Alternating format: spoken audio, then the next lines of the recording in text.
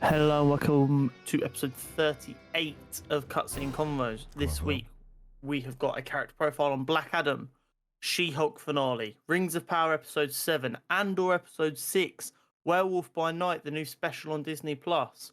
There's been a whole slew of Marvel delays.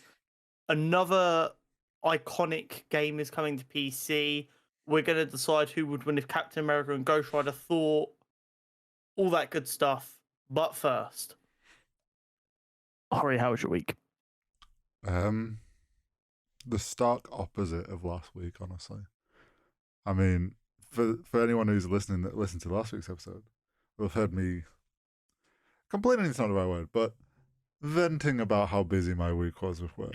To which late Saturday evening I get informed that one of the projects I was working on has been pushed back a month. So immediately all pressure was gone and I have been pretty chill since. Also, and you've been able to celebrate your colossal W.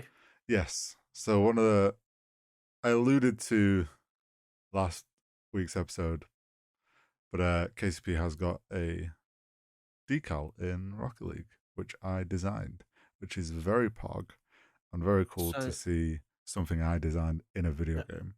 So if you are a Rocket League player and you've noticed the new decals in game, the ones for the Kansas City Pioneers was designed by that gorgeous man to my... Am I to your right? Are you to my right? I think it's to my right, over there. Left side of the screen, but technically you're right. Yeah. So I'm pointing to you, yeah. Yeah. That handsome bastard there designed it, and it is very, very cool, and I'm very proud of him. It is and you should be too. It is a very cool moment, and getting to spy what all the other teams design as well, and knowing that, well, we're definitely better than some. So, no shade to those designers, but some teams definitely had a absolute.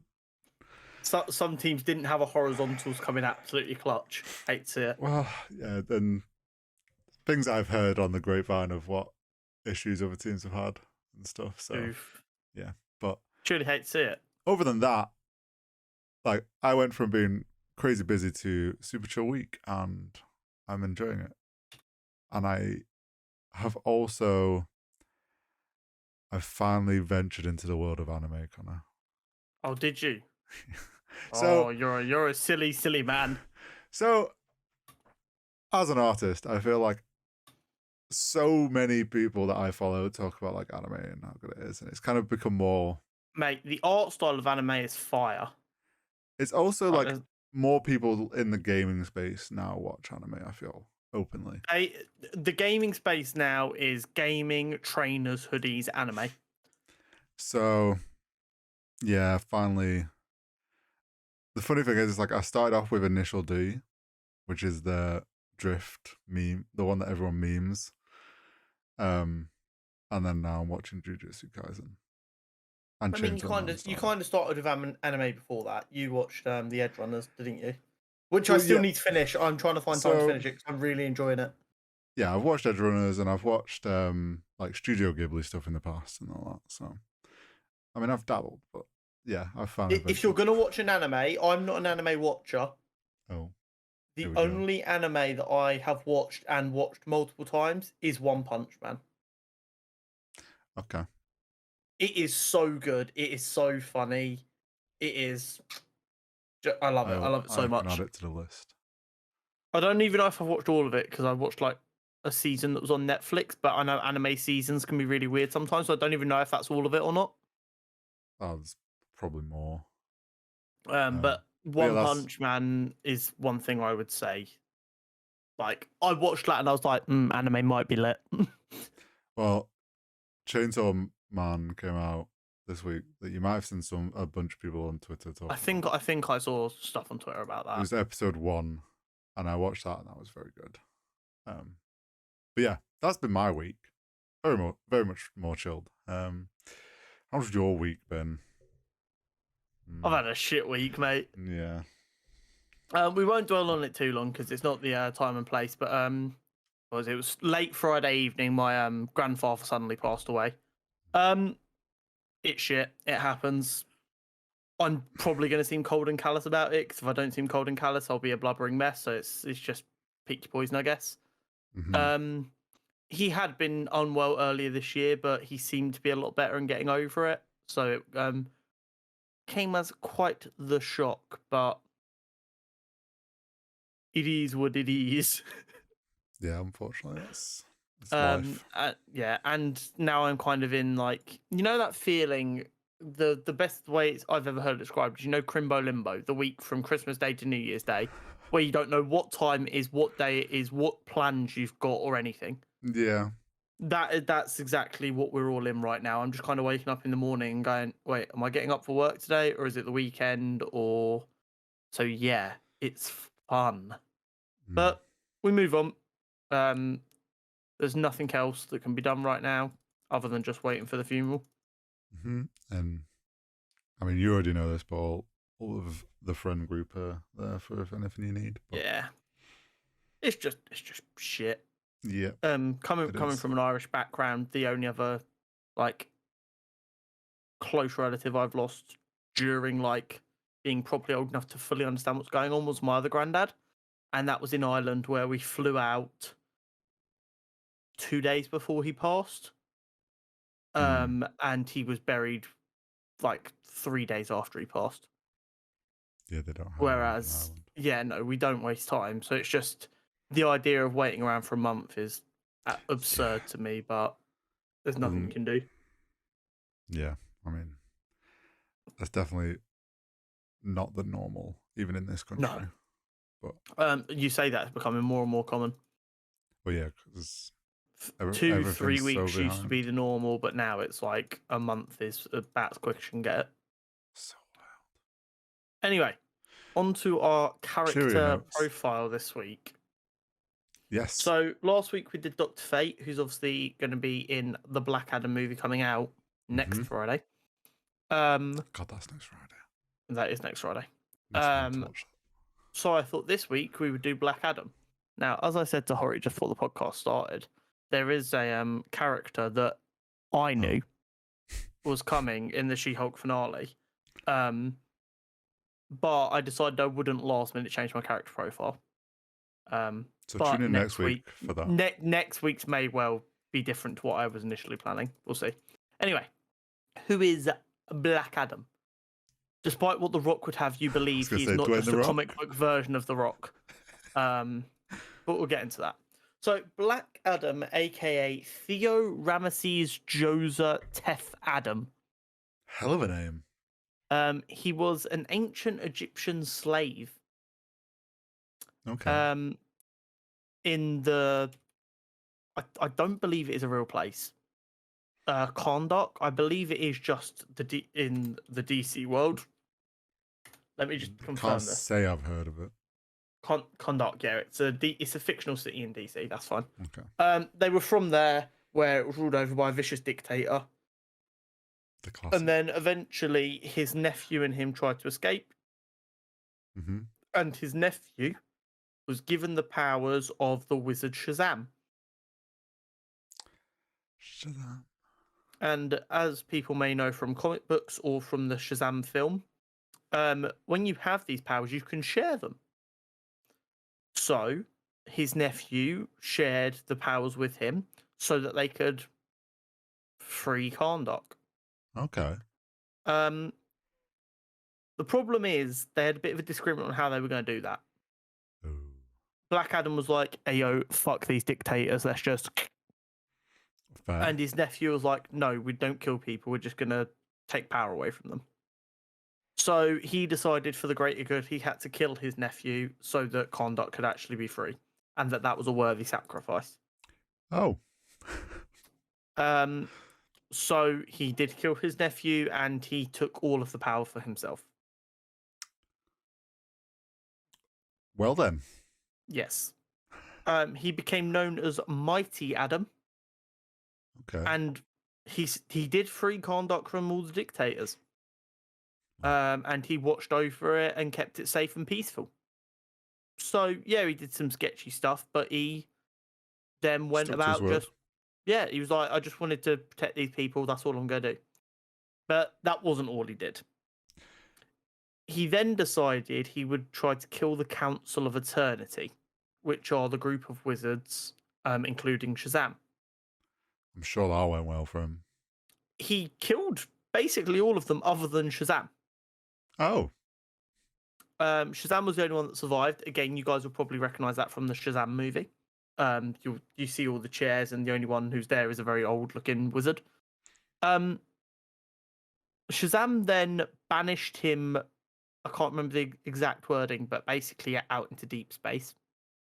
Right. And renamed him Black Adam. Right. Because death was what followed on. Blah blah blah blah blah. This is all after like New 52 and DC timeline fuckery, so this might be slightly different to what some of you may remember. Upon his return to Earth, he then fought Shazam's new champion, Billy Batson, on a number of occasions, just because he was like, no, I'm the true champion, blah, blah, blah, blah, blah. That's kind of his real origin from back in the day, of him just being a generic villain. Right. And then they fleshed it out more when they realised, oh, there could be a good character hidden away in here. So then after fighting Billy for a while and going back and forth, he decided that he needed to see what had become of his beloved Kahndaq. Right. And he arrived to find out a new dictator was in power. Classic. So he deposed the current dictator, and as best I can kind of tell, he is now essentially an anti-hero. Imagine kind of a Black Panther Namor style character, in the sense of cares for their people, but not really. Yeah, looks after their people, but after that, they're not really too fussed unless it's like going to destroy the whole planet, which would then hurt their people. Yeah. But maybe a touch more aggressive.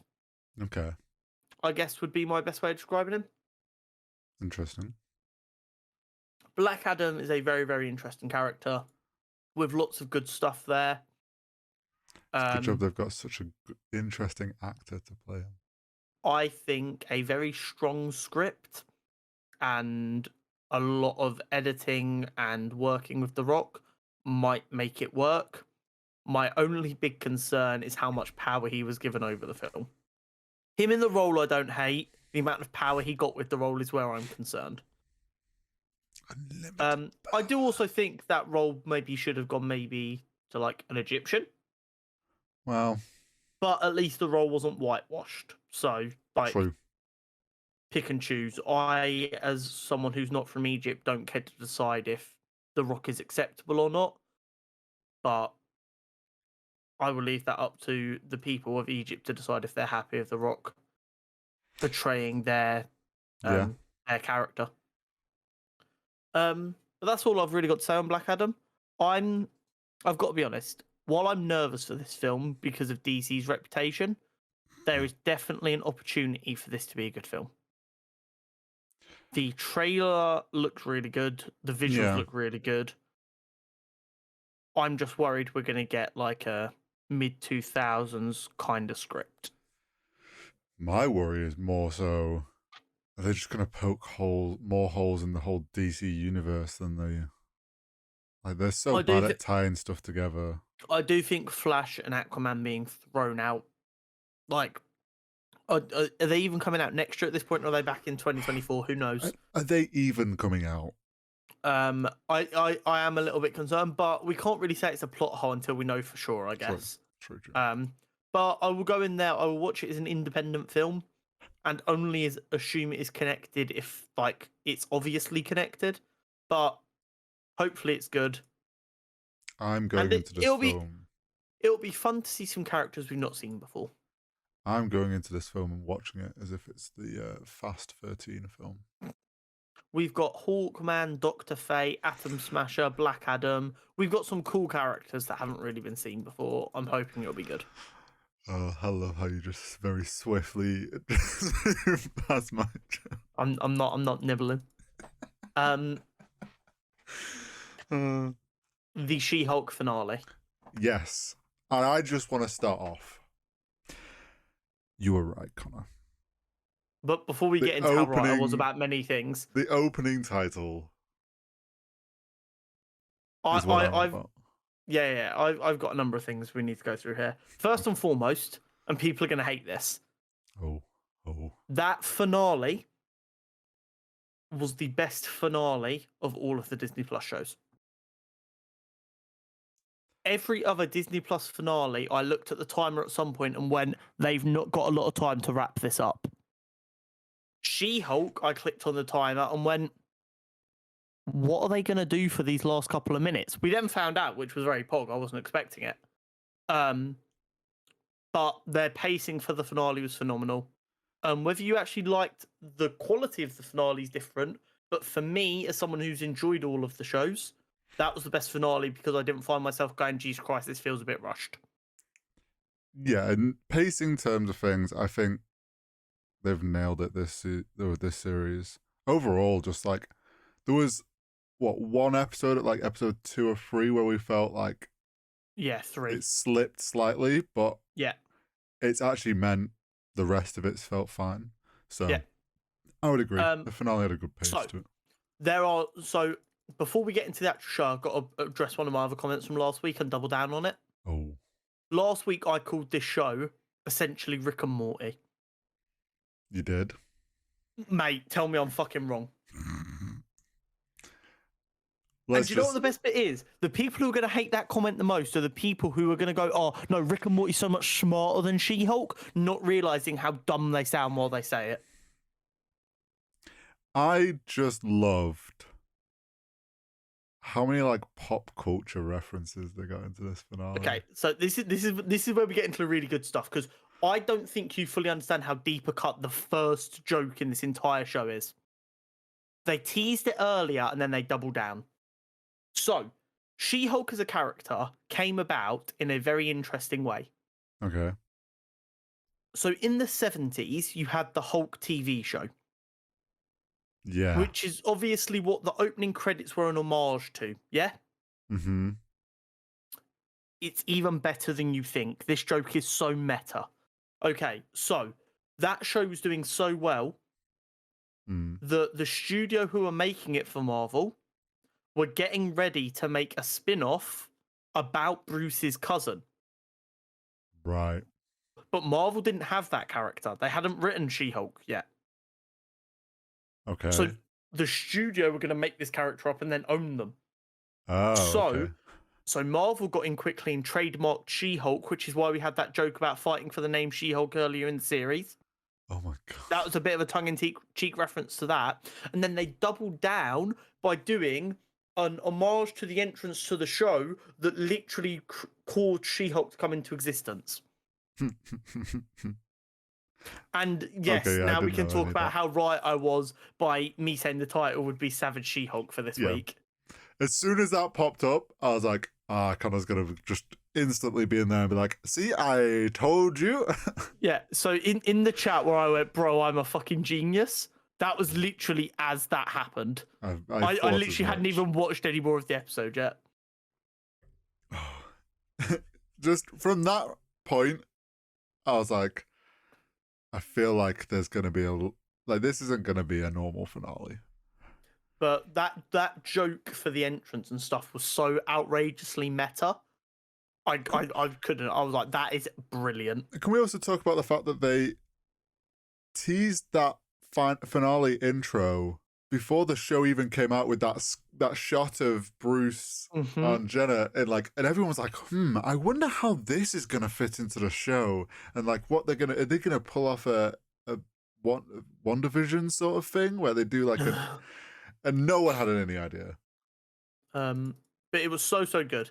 What are the other things that are? There was so much. There was a lot happened. So we come back into the show. Jen's been arrested for hulking out. Intelligentsia have got what they wanted. She's embarrassed herself, and as a result, she's instantly been arrested. I don't even know if she committed any crimes. Well, it was damage control, right? Yeah, but the ODC. Did she commit a crime?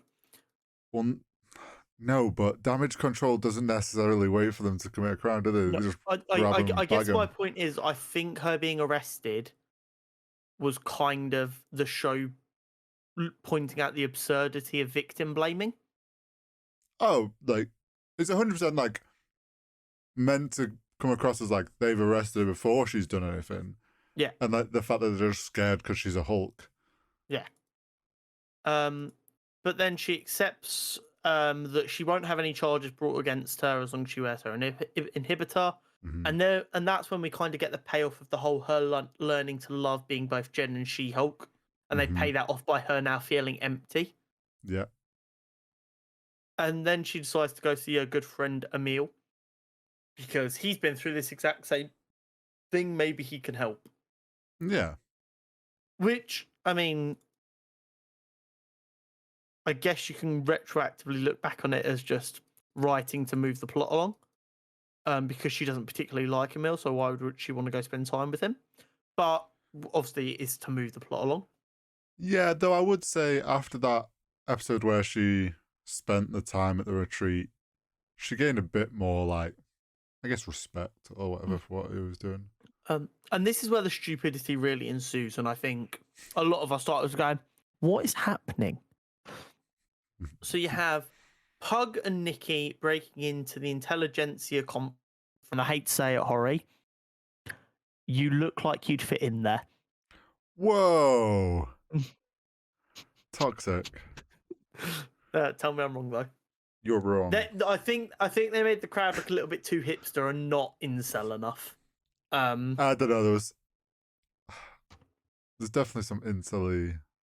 Oh, I mean they're all. But the thing incels. is, it's like it's all just gym jocks and gym bros, and Yeah. we also though for them to get to there is Jen's mum gave Nikki that video. One sec. But I paused it while at work. Did you see some of the instant comments that popped up? Oh no, I didn't. I should have paused and read them. It literally looked like a Reddit comment thread. Oh, It probably was like, I would have hit her back then before she became a crazy psycho. It was like, and my favourite one was like, you can see Thong at 1:11. It's like, bro. That's typical internet. Well, it's like it wouldn't surprise me if they are comments they've seen on the internet and pulled, because haven't they done that with tweets where they've actually pulled real tweets about the show and then But do you know what the funny thing is? Every week this show has feel like it's responded to the trolls from the week before. But this show was all filmed and shot and edited months ago. So they've just successfully predicted what all the dickheads are going to say. Yeah, this is true. Which shows how unoriginal you are, by the way. Oh yeah, it shows how predictable the internet is. You get like chaos breaking out, Todd making the big reveal that he was Hulk King, which was kind of obvious, but not massively. We never outright said it, but I assumed he was involved somehow. I didn't assume he was Hulk King. I assumed he was like his right hand man. Do you know what I was annoyed that we didn't see? Go on. Josh. Yeah, it felt a bit weird, but I guess I'm okay if I never see that man again. True. He was probably like a hired guy, I guess. I'd imagine so.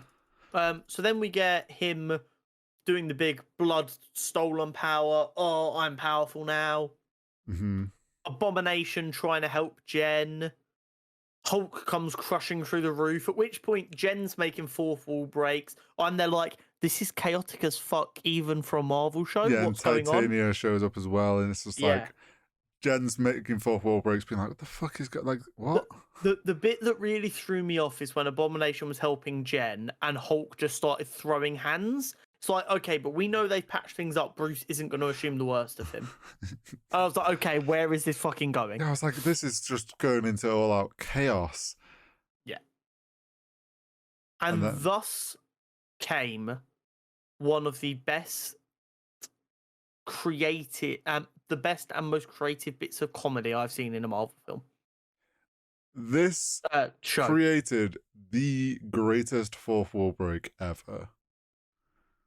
Like, as meta as you could be with a fourth wall break. Oh, sorry. You talking about fourth wall breaks just reminded me of something. So you know TV Sins? TV Sins? Have you never watched TV Sins? I may have done in passing, not realized. Okay, cool. So they're a kind of YouTube channel that goes through shows, and they just like call it out on cliches and silly stuff and plot holes and stuff as you Oh, go I through. think I have seen their stuff in passing. It, Yeah. it's a lot of satire. It shouldn't be taken super seriously. Yeah. My problem, I was watching their breakdown of the first She-Hulk episode because they're not particularly quick to everything. Well, yeah, they're covering everything. And they called her a Deadpool knockoff for breaking the fourth wall Rocky era. on multiple occasions.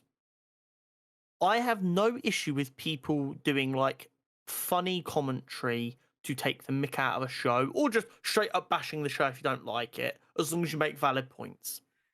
Do not make a dumbass point like Deadpool copycat when she fucking did it first. Kind of out here making YouTube enemies already. Don't even. Because I really enjoy their content. I find it really fun to just poke holes in stuff. They said the worst thing because you've brought this up so many times since the show. But it's like it's a 15-minute video. I had to click off after 3 minutes because they'd already said it like 2 or 3 times, and I'm like, no, I'm out. I check out. Done. You got. Yeah, I was just like, I can't. Now I will watch their second episode once they get around to it to see if because they do normally read their comments. So I'm imagining there was a number of people in the comments going, "She did it first, dumbass," and they will address that hopefully. Yeah. But yeah, so sorry, that just you reminded me. Did anyone else, when it went to the Disney Plus homepage, go to click to see what the fuck was going on? I was grabbing.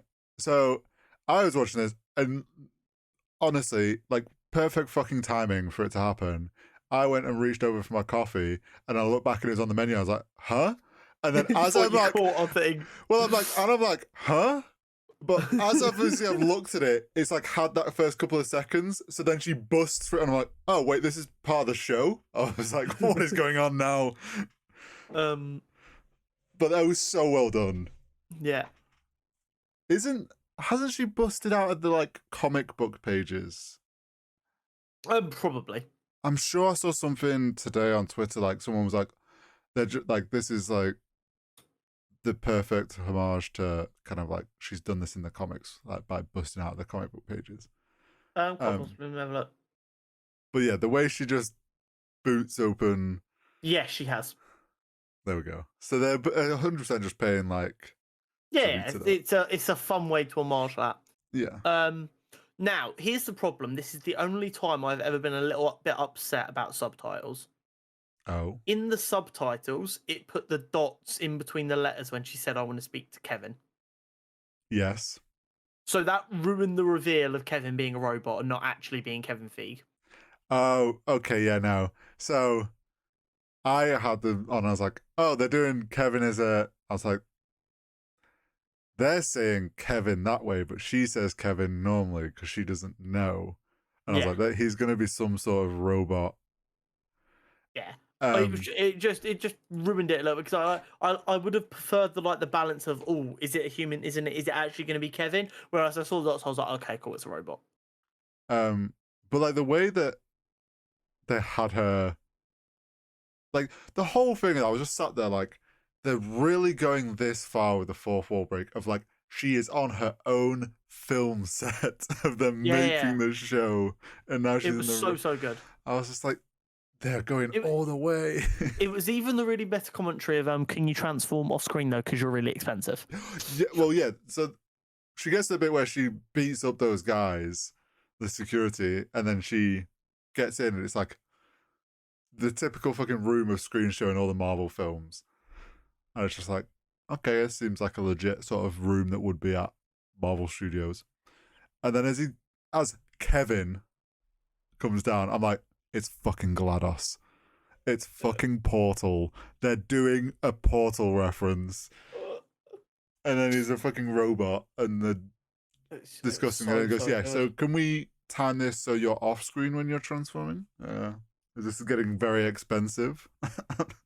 And then at the end of that whole conversation, and when he's like, she's like, am I transforming back? He's like, no, we moved them onto a different project. Just it's so good. So good. if I was Kevin, Mm. I would have changed today. I would have been on Twitter and changed my Twitter name to Kevin with dots and completely embraced the fact that I'm actually Yeah, a robot. 100%. Because who actually knows? Maybe Kevin is a robot. Maybe this is how the MCU is run now. Yeah. I enjoyed the way she like gave her criticisms of the scene. She was like, "Get rid of that, change that. It makes no sense." Make it And the whole daytime. and the whole point was them addressing the criticism from people going, "Marvel's just becoming copy and paste." Yeah. And it was also going, "No, this story is about Jen coming to terms with being Jen and She-Hulk. It's not about the villain," which is why there hasn't really been a villain. Yeah. And it was handled really, really well. Also handling the whole thing of like Jen's blood was feeling just like the whole super serum shit again, which we basically did with Falcon and we basically did that with the Falcon and Winter Soldier series. Yeah. So it's like, yeah, they completely addressed all the whole copy paste thing. I like the fact that Kevin was like, "Oh, but we need Hulk though, because we need to explain where he's been." And she's just like, for the film. Save it for the film. And I was like, huh? So yeah, that comment is what threw me off when I looked at the timer and went, "Okay, there's a lot of time left. What are they going to fill this with?" Because I genuinely thought they would save it for a film. We also then got Jen saying that, and she was like, "Oh, nah, maybe just drop Daredevil back in there. Girl's got her needs." And then I loved the bit where she sat on the floor and then she goes, "What about?" She's asking them about it, and she goes, "What about X-Men?" And then she gives a thumbs up to the camera. You mean when she took on the form of me? Yeah, literally like started asking questions about everything. I loved that. It was so well done. If you don't like it, you hate fun. Yeah, like it was fun. What more do you want? If you don't like it, like I don't understand how you like. You just gotta embrace the fact that like this is all meant to be meta and like taking the mick out of itself and essentially taking the piss out of everything that everyone else tries to take the piss out of Marvel for. Exactly. They laughed at themselves. I really enjoyed the family barbecue. You mean the Fast and Furious family barbecue? Family.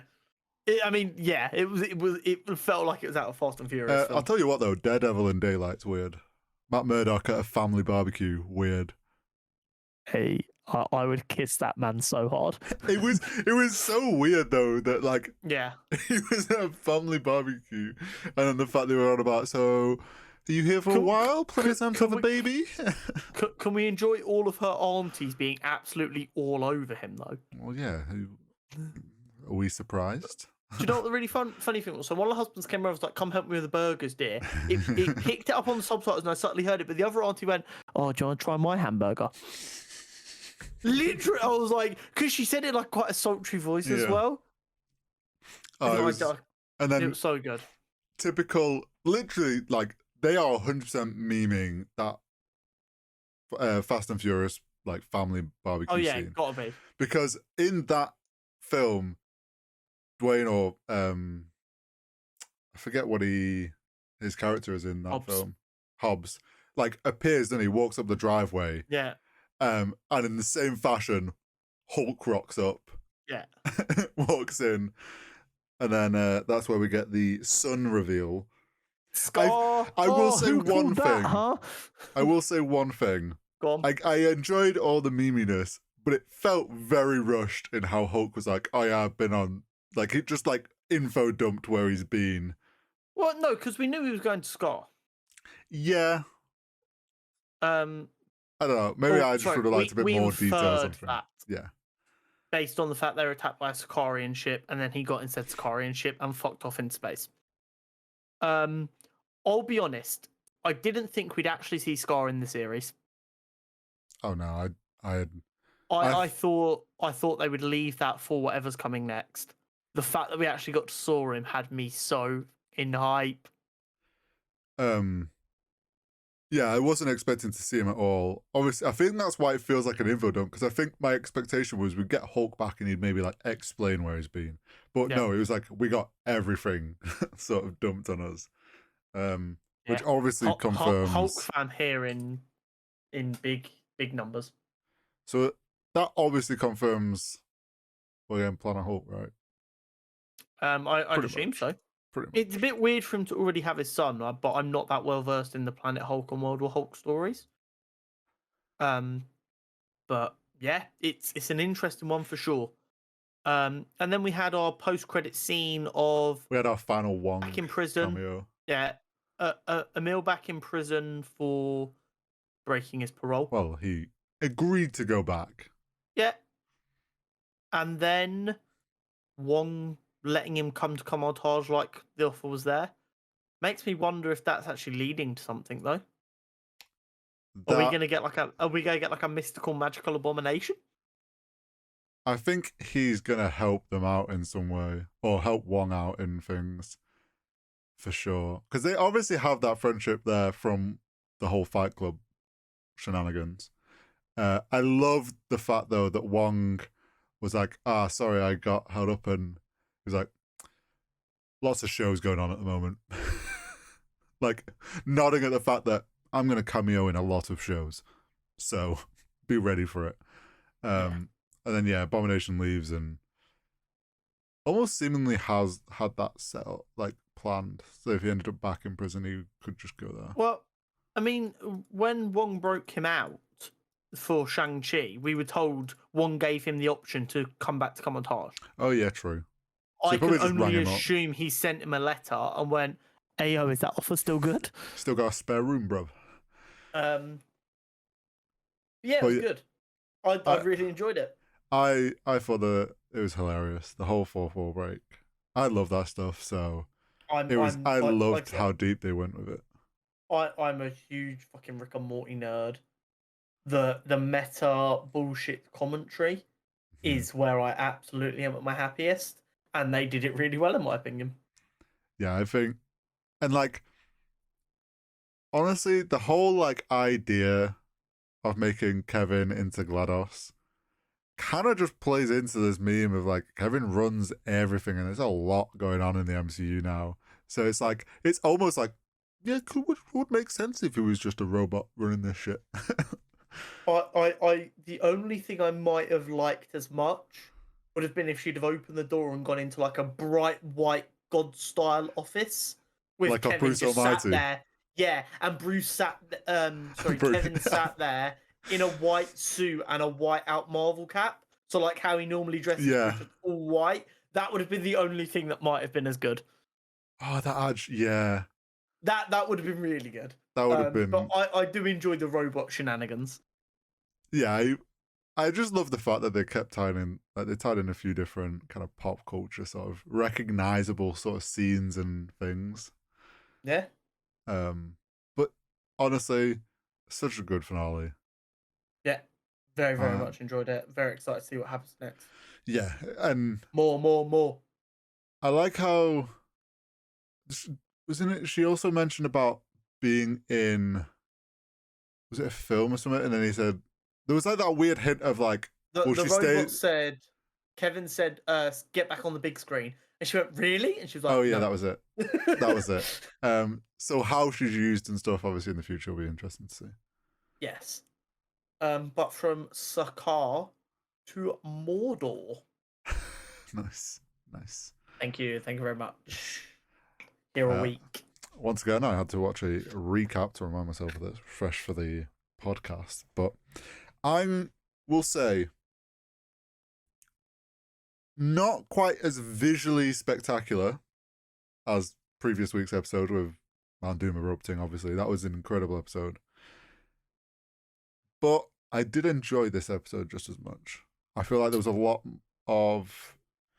I mean, we went back to the dwarves. So yeah, there was a lot of stuff that I enjoyed. I'm enjoying the dwarf and Harefoot story a lot more. So I think although this week was probably a weaker episode, I think I still enjoyed it more because I prefer the characters that we spent more time with this week. I would say it was weaker in the sense of this kind of big story arc that's been building and we're getting to, is it's more like some of the side stuff going on.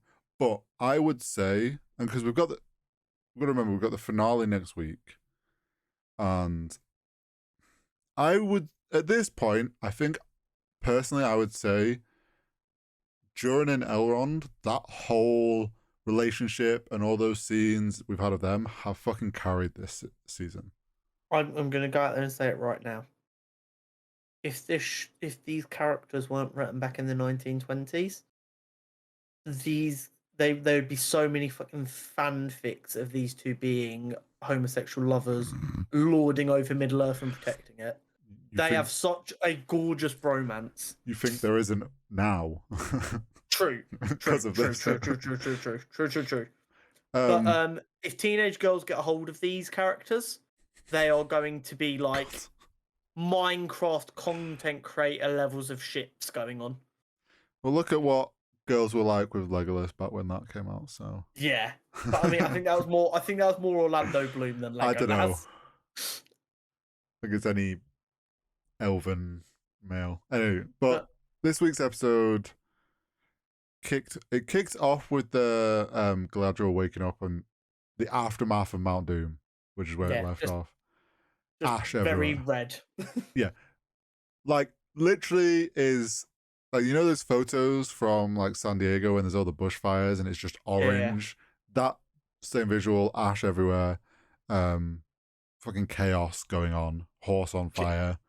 Can you answer me a question? Okay, here we go. So I was watching it late last night. I was very tired, so I may have missed things. Okay. So this may well be a very simple question, but based on what I remember seeing, I'm very confused. Right. So after the initial shithousery, we saw Isildur and the Queen helping one of his mates out from a roof. Yes. At which point they realised Atumbo was dead. Yes. Then I don't remember seeing Isildur again, and then you have the Queen telling him that his son's dead. Did we see that happen? Yeah. Well, we think we see that happen. You've just missed it. So okay, cool. That's we fine. we had that scene, which, by the way, Atumbo was kind of always gonna die because that name, I'm not sure if it's Isildur names his son that or something. It's a name that crops up later, and it's like meant to be he's used that name because it was like an old threat. Like there's a tie-in. He was destined to die. Yeah, because that name was meant to like then be used later on. So this kind of explains that. So yeah, they get Isildur out, and then they go to that like barn building that's like collapsing, and Isildur's with them, the Queen, and they hear the people inside, and Isildur's holding up the beam as they're getting people out. Okay. And then when it like collapses and the Queen gets like a face full of embers, that was the point when like Isildur's holding the beam and it all collapses on him. I defo dozed off for like 30 seconds then because I was wondering when she got blinded. Oh, okay, so you missed that scene then. Yeah. Okay, cool. That's me caught up. Going off that scene, we're led to believe Isildur's dead. Now, but he's not dead, is he? Well, those of you that he's know in Lord of the Rings. Yeah, those of you that know the character, he plays a very important part down the line, so he can't be dead. Yeah, I was so confused. I was like, okay, I don't remember seeing him die, and I swear he can't be dead. What is going on? He has plot armor. He might be severely injured, but he definitely got collapsed by burning wood, so he was left behind. I don't understand why shows that no characters have plot armor even try and make us think anything's going to happen to them. To be fair, you've got to also look at it as like, there will be a good chunk of people that might not have put two and two together, because the only time Isildur's mentioned from the films is in that prologue thing where they're going over what happened in the Second Age. Like, it doesn't matter though. Yeah, I know, but like, it's I get that what you're saying. For people that understand like story, especially in things like Lord of the Rings, where there's a lot of lore, then you have a fan base that know it all. It's kind of pointless, but I kind of get doing it for those people that don't really know. It kind of adds a bit of what's happened. Yeah, but for the amount of people that would get anything of value out of that. Yeah. There's going to be 3, 4, 5, 6 people who are just there like, well, I know he's not dead, so stop wasting time. The only reason I can kind of see them doing it is because they're trying to.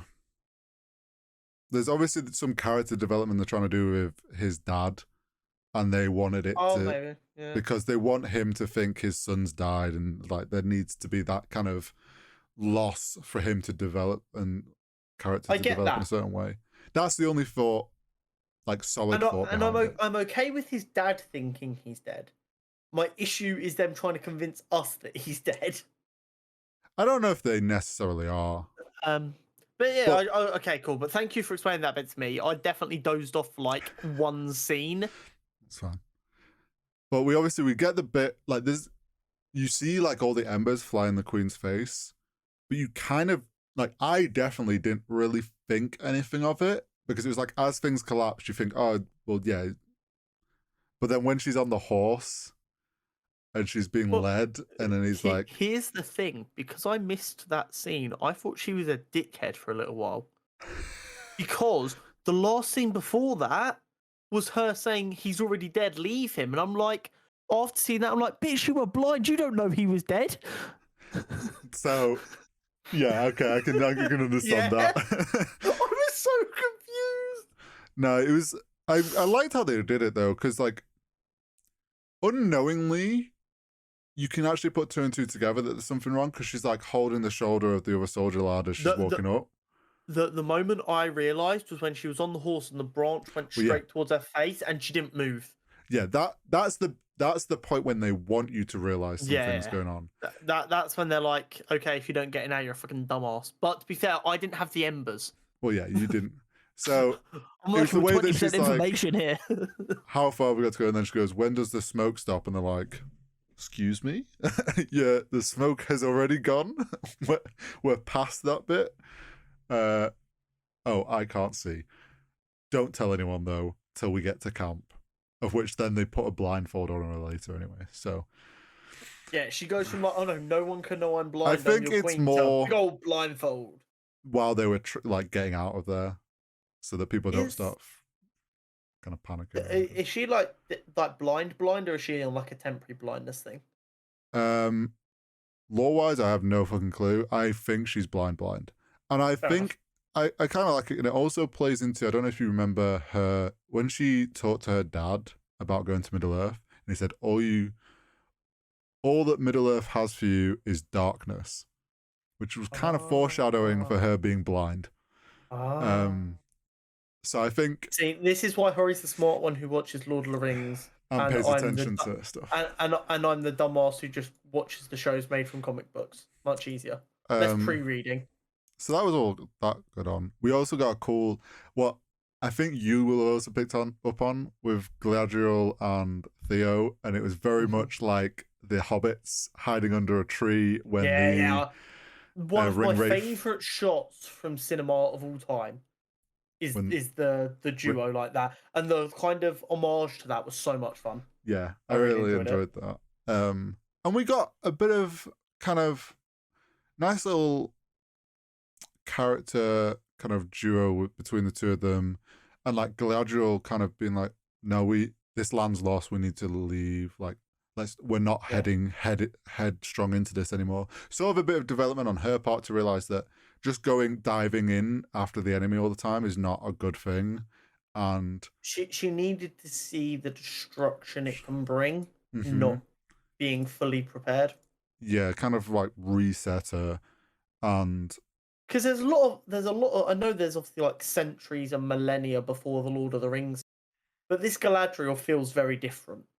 Yeah, she is, and I think that has been... like they need to show some of that progression.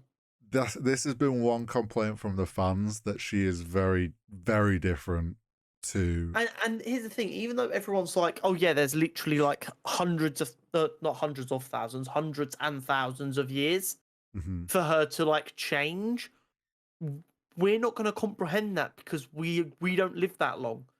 No, and also they need to show some of that happening, which they've started to do. I'm fine with her being a different person. Like, it makes sense she's not going to be the same person we know from Lord of the Rings. And to me, it was like, wasn't bothering me too much, but I get why fans were feeling like she was totally different, because it's like, if you're going too far different, it feels like there's no, like, that bridge to get between the two, like, mental states of those characters is too long to kind of comprehend, like you're saying. I think it also hurts because Elrond doesn't feel as different. So then when you've got the two elves that you know comparatively, one feels pretty similar and then one feels completely different, it throws you off a bit more as well, I think. Yeah. So definitely these last couple of episodes, I think they're starting to show that change in Galadriel. So hopefully they keep pushing that. And then they make it back to camp and stuff. And we get a cute little moment with Theo thinks his mum's dead, but psych, she's actually alive. That's twice they've done that now. Am I right in thinking we did see Arondir as well? Yes, they hug. Okay, cool. Yeah, I thought I remembered seeing him. He has a little hug moment with his new stepdad. Yeah. Yeah. But I think if they try to bait us that his mum's dead again, she has to be dead a third time. You can't. Come on, it's a cinema rule. You can't bait people 3 times and not. You did not watch enough 80s action films, my friend. Then they have like the whole Halbrand's been stabbed or something by the looks of it. I don't know how that happened. Whether it was the orcs that were they had captured maybe when they escaped. Orcs, a bit of shrapnel. Yeah. Did it to himself because he's a pussy. Who knows? And then we get the mention of like similar to in Lord of the Rings when Frodo gets hurt, and it's like, oh, this needs elven medicine. Kind of need to get him home. And what else went on in the camp? I'm trying to think. There's obviously like in between these scenes it cuts to the hobbits and stuff, but we'll get to that. But there's the bit where Galadriel gets told about the Queen being blind, and the Queen vows, and if you remember me mentioning about like the oath that Elrond and Durin, and that actually holds weight. Vows and oaths work the same. So her vowing to return is a big deal. And then Isildur's dad not being happy about the fact that he's going to have to come back. Which was a bit of a weird shot. Yeah. I get that they were trying to show the fact that he's just lost his son and kind of grief's finally hitting him. And this idea of like having to come back to the place that he's just like, it just was shot a bit weird. It was indeed. But I mean, the rest of all that stuff with the Numenorians. I think them returning is going to be the whole like civil, like she's going to return to Numenor, and there's going to be the whole civil war about should they go back and help or not. Yeah. For sure. And that's what's going to lead to the fall of Numenor, I'm pretty sure.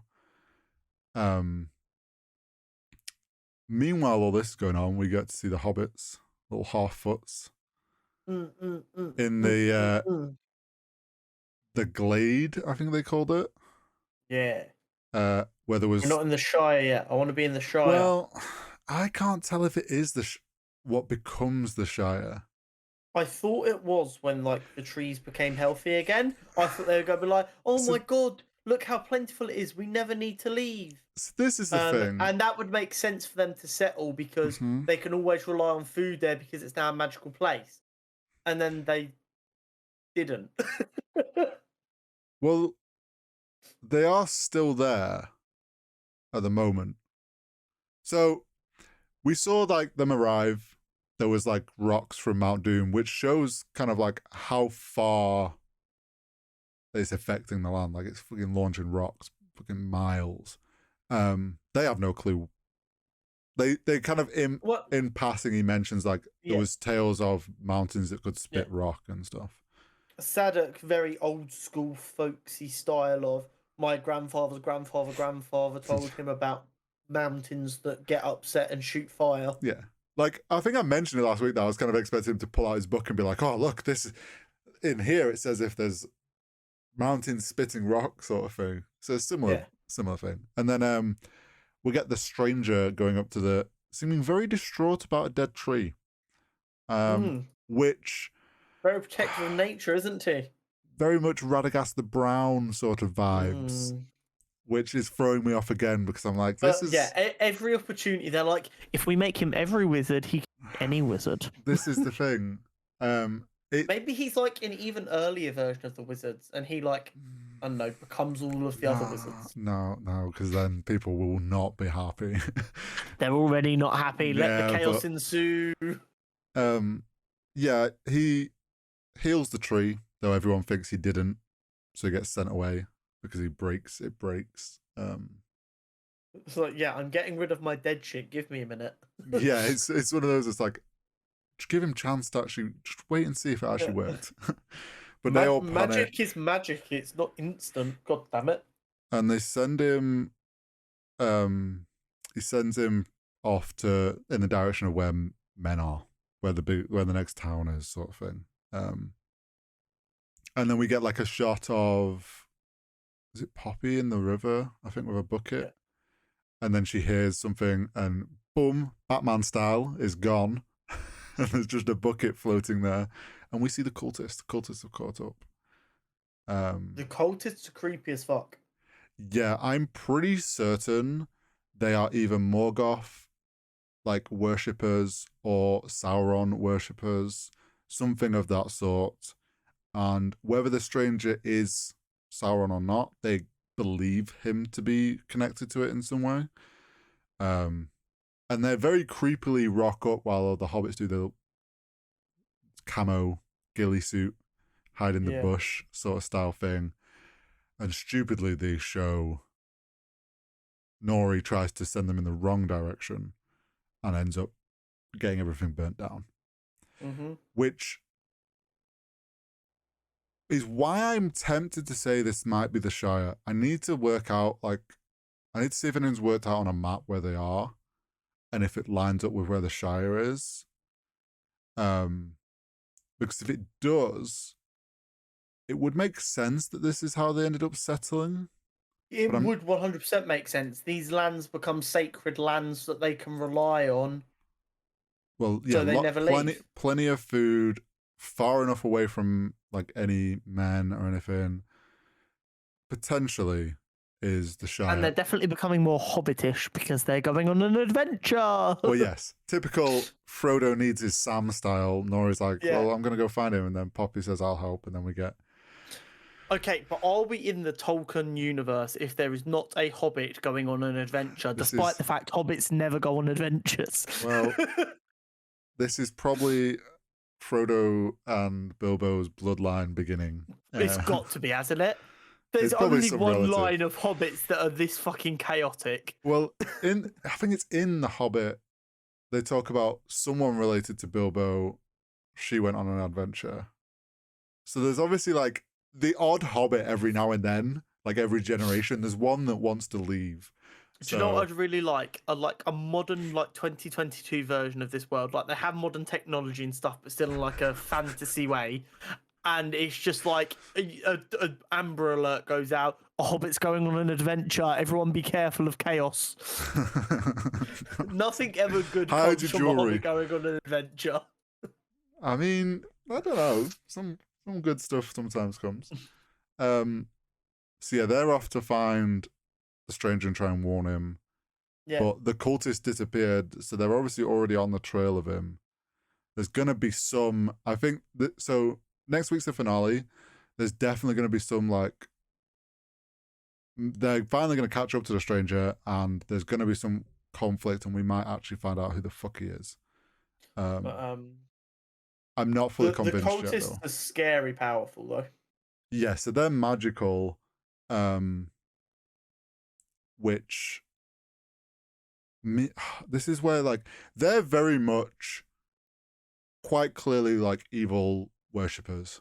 So the show's really trying to make us figure out who the fuck this stranger is, and I don't even know. Like it's a tough one because if they want to stick to the books and he's going to be a wizard, he's meant to be a blue wizard, but they don't necessarily need to do that. So it could very much be Gandalf because he's friends with the hobbits, or he's very nature orientated in the way that he fought off the wolves, he's healed a tree, he used ice to heal himself. Like, It could be very much Radagast the Brown. Or it could be Sauron. But I don't think it's Sauron. I kind of would be a little At bit this annoyed point, if it he's done is. too many nice things for me to think it's Sauron. Yeah, it's like, yeah, it When doesn't. they were doing the balancing between the good, the bad, the good, the bad, the good, the bad, I could still believe it. But now he's just actively trying to be nice. Yeah, he's, which makes me think he's a wizard, but which one I don't know. Also, I've got to be honest. When they were renaming the Southlands to Mordor, Oh yeah. I was really, really worried they were going to go down the route of these are Adars. This is more Adar. Oh, And then, like, over centuries, like, you know how language changes, it becomes Mordor. I was really worried that's what they were going for. And I'm like, this will not go down well if this is how you decide to do it. I'm glad they definitely named it Mordor, which I forget the Were you- translation for, but it's like Darklands or something. I just, because of his name and like the way Yeah. it would sit together, I'm just like, oh, I could see this going badly. Yeah. And then the other thing that went on this episode was we got more of Elrond and Durin. I mean, we saw the Balrog. We'll get to that. Whether I don't feel like they should have shown that, but we get them trying to convince his dad. We get them trying to convince his dad. Doesn't go well. Don't let my friend die, please. Elrond says he shouldn't trust elves, but trust this elf because he's half elf. Yeah, and then I'm not a full elf, so I can see how shit they are sometimes. Makes the promise of them they'll honor that trade deal for I think it was 500 centuries, 500 years. 5 centuries, yeah. Which pretty big promise to make. Considering elves know they'll live that long, but they know dwarves won't, and it'll get like lost a bit on what the deal was potentially. But essentially, King Durin doesn't want to agree. Yeah. Oh well, he sends them all off, and him and Durin and his dad have a conversation, just the two of them. Durin. And then we get a fun kind of scene between Durin and Elsa. Not Disa. Elsa. Disa.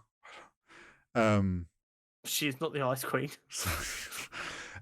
Arguing. Well, not arguing, more making comments about his dad while she's doing some blacksmithing. Yeah. Which I thought that was such a like typical such a dwarven thing to be doing. Complaining about your in-laws sort of thing. Yeah. And then obviously Elrond rocks up and he's like, anybody home? Any answers? Any mithril? Yeah, any mithril for the elves. And obviously realizes like, oh, this isn't happening. To which Durin then realizes Elrond's not coming back. Because essentially for the elves to survive, they all have to now leave and go back to their mystical lands. Which was a very kind of like touching moment between the two of them. And kind of really shows how strong this relationship is and coming across. Like they're doing such a good job with this relationship. They are absolutely fucking nailing it. Durin and Elrond, and like it hits hard when you think this is not going to work out, and then he throws the mithril across the table and it heals the leaf. Now, I don't know how I feel really about this whole idea of like mithril being the magical cure for everything. But do you find that a bit too mithrilical? It's more the fact that like the idea that they mine it for that and not over dwarven greed kind of pulls away from what we know. Yeah. I'm okay with it if it's like they find a way for it to like heal the tree or something. And then it becomes about greed. Yeah, and then it's like after that, the elves don't need any more, but the dwarves want to make more money, so then it becomes like a greed thing. If they play it off that way, I'm fine with it. If it becomes this whole thing like it's all mined to like protect the elves sort of thing, it's like I don't know. Yeah, I mean, Lord of the Rings is founded around the entire idea of everyone falls to something. Yeah. Humans fall to power, dwarves fall to greed. elves fall to being too smart for their own shit, essentially. Thinking they know best. Sort of thing. So I agree it is a bit weird. They do need to find a way to pivot it to they begin to just mine for greed. Yeah. Because right now they're mining out of compassion. Yep. And then we get like a little... That's not a great message. You failed because you were compassionate. Then we get to see the mining, which I thought there was also like Elrond kind of hints at the fact that he let him win. I said it all the way back after that episode, by the way. You I said he looked like he had a fair bit to go and just decided to give up. And I was like, yeah, I'm not sure because like, yes, his hammer broke, but it looked like he could have maybe kept going. And it obviously was like, okay, that was how it was meant to come across. Called it. Yeah. I might not know much about the books as you, but guess what? I better rise. And they eventually break through and we get to see like this huge cavern of mithril. It looks so sexy in like the spider webbing kind of effect. Yeah, just all the veins of mithril through the rock. It looked so cool. But spoiler, King Durin comes along and shuts it all down. Because he's a dickhead. Kicks Elrond out, like fucking Fresh Prince of Bel-Air style, chucks him out the front door, back door, or whatever. DJ Jazzy Jeff. Yeah, literally just chucks him out. That is such an off-the-wall reference to me. I don't care. And then brilliant.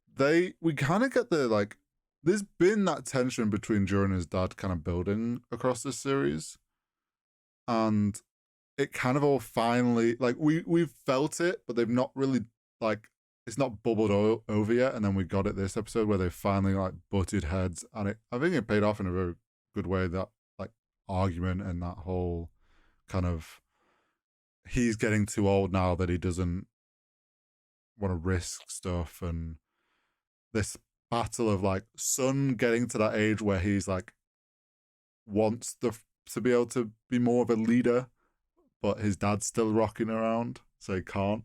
Old man stuck in his old ways. Yeah, so I enjoyed that everything so far from the dwarves I've been enjoying, and this whole like build up.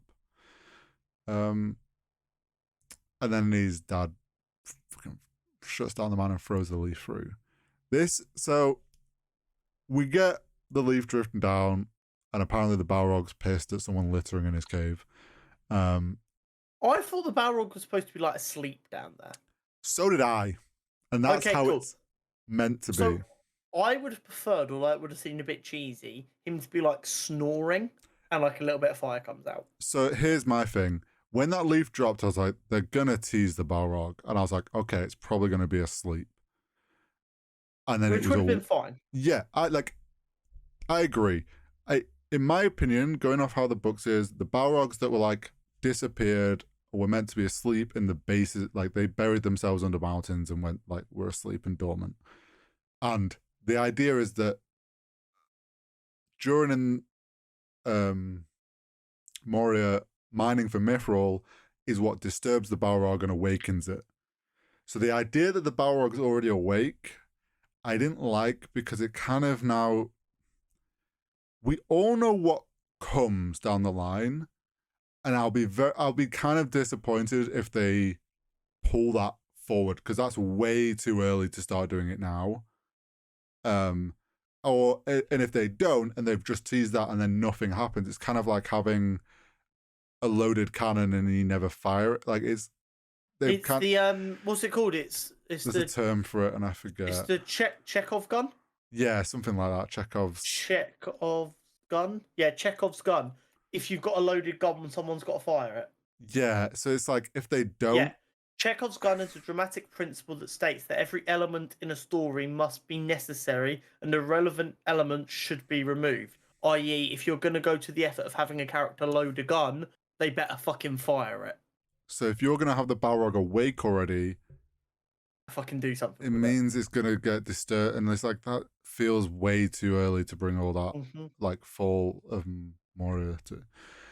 So I'm a bit unsure on that. Like you said, if it landed there and it was like a bit of like dark smoke blew the leaf away, and we kind of got this like, not even if they didn't really show it, we just saw like a tip of a horn or something in the shadow, and it's just like the sound of something's asleep down there. Everyone would know that's the Balrog. Okay, it is down there. but it's asleep. But the fact it was awake kind of, wasn't a huge fan of that. Yeah, it did seem a bit weird for it to be awake. But it was cool to see it. It was very cool to see it. It looks incredible. But I agree that it definitely didn't need to be awake. Go for the really cheesy, it's snoring and a little bit of fire comes out or something. Yeah. Especially because we know that, we know the outcome. So, or even have it so as the leaf is falling, because of the evilness of the Balrog, it starts like dying.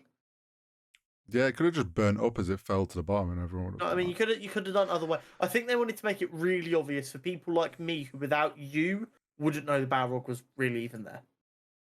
Yeah, I suppose so. But that doesn't make it okay. Yeah, I'm just saying that I think that's why they did it. I just feel like it was too early. Like they could have, considering when it's meant to happen way down the line. Like they've kind of revealed it a bit too soon, in my opinion. Yeah, it is definitely an issue with Chekhov's gun. But overall, I enjoyed the episode. Overall, I enjoyed it. I'm interested to. Is next week definitely the finale? Because I thought there was 2 more. No, next week's the finale, which is. I thought there was 10 episodes, not 9. It's confirmed to be. Oh wait, no, sorry. Next week's episode 8. There's only 8 episodes. I thought there was 10. Big Satch. So I'm pretty certain it's confirmed to be 5 seasons. I was talking with my brother-in-law about this because he's been watching it, and he knows Lord of the Rings a lot better than me. We're kind of worried because obviously they're trying to cover a bit like the whole Second Age, which is a big span, like a big section of time. The worry is the pace they've been going with like plot points and how they relate to actual like the books and stuff has been quite quick. Our worry is if they suddenly now stretch it out. Like if they've gone really quick in the first season to get to a certain point that they wanted to cover stuff and kind of like jumped through these time points quickly in season 1, and then the next 4 seasons they stretch out to do like the juicy stuff that they want to do, is going to feel weird. Because right now my opinion, this next episode we're going to get a Sauron reveal, which I don't know if I want. Like I get it's kind of building up to that. I take that back. I'm fine if it's a Sauron reveal. I'm worried they're also going to try and set up the rings. And I'm not really okay if they suddenly go back to where the forge was being built and they're like, oh, we've got a whole fully functioning forge tower now that you didn't see really finish off. We're just going to jump back to this and it's done. Oh, by the way, we're now making rings. Like if they try to cram that in the final episode, I'll feel a bit iffy. If they could turn around and like, oh, the forge is complete, and it ends with kind of like Gellin Brimbor being like, look, like to Elrond, like reveals his plans of what he wants to craft. Sure, but if they already like start with the crafting and everything, I feel like it's a bit rushed pulling because the rings are only meant to get created later on. That's my worry with the finale, is if they try to pull too many of these like big points forward to try and hook people in for the next season. I think if they just do a Sauron reveal, I'm okay with that, which I think they've pretty much teased is going to happen. If they do a Sauron reveal and they explain who the stranger is, whether he's Sauron or not, or someone else, and they do it like that, and then they finally tie Elrond and the dwarves in with Numenor and all that shit going on, I'll be okay with that as a finale. But yeah, some slight worries there. We'll see. Yeah. There's a lot to cover. Well, we don't know where they're going with it, so it's a lot of unknown. Oh. Andor episode 6. Yes. Andor episode 6. I've only written one note, but I thought it was quite poignant and very delicate. Yeah. Bro, the intensity. I have never watched a 40-minute episode of a show before where the intensity just continues to go up throughout the entire show without me going, all right, you need to pay this off now. I've never had a show be able to sustain this growth of intensity without me feeling like it was weird. I don't know how they did it. It was mwah, Do you know? chef's Do you know kiss. what I think it was? It was A a setup masterpiece. from last week's episode. We said last week's episode was slower and felt a bit like a fill, but it was very much this is quite clearly setting up for what's going to go off in the next one. As And heist episodes go, ooh, mama. like, Such a I good one. think, thankfully, looking at it now, like them doing the setup that week before and the whole episode being like the setup and explaining everything about the heist allowed them to just Do it. go time with the heist, and Yeah. everyone, like, as the viewers, we knew the rough outline of the plan. We knew what was going to go on to a certain extent, so we were just ready to like watch it happen. Yeah. So it was almost like you were living the heist, and therefore that's where the intensity came from. Because you're like, okay, now they've got to do that thing, but oh, what about that? And what about that? And what, like, genuinely how I would imagine it would feel to be in the middle of doing something that high risk. It was no, like, because they'd dedicated the whole episode to it, it's like it kind of played off in real time. There was no like cinema time jumping around to get shots of stuff going on at the same time or anything like that. They did a really good job of kind of showing it as it's like how it's going on and building that intensity as it's like using the sense of we've got this time window, and like the whole like loading all of that. Like, no way were they ever going to be able to load that much stuff in from the vault, and Do you know building that up. Go on. Do you know what's really impressed me once again? Oh. So when this show started, I said, just like in Rogue One, in Rogue One, they managed to make you forget that a lot of these characters are going to have to die because you don't know of them. And I said, and we're going to have the same issue again. But they've pulled it off again because as we're going through the heist and people are dying, I'm like, oh my God, I didn't see it coming. Like these people weren't going to have to die at some point. Do you know what's funny? So at the start of the episode, and they're like, it's starting, the march, the four of them are together, and I was like, someone's gonna die in this heist because we don't get these characters in Rogue One. Yeah. So I was like, okay, someone's gonna die. A good job. Yeah, they were doing such a good job pulling me into the story. I didn't even think about that. I was just watching. And then as they start dying, I'm like, oh shit, yeah, people have to die.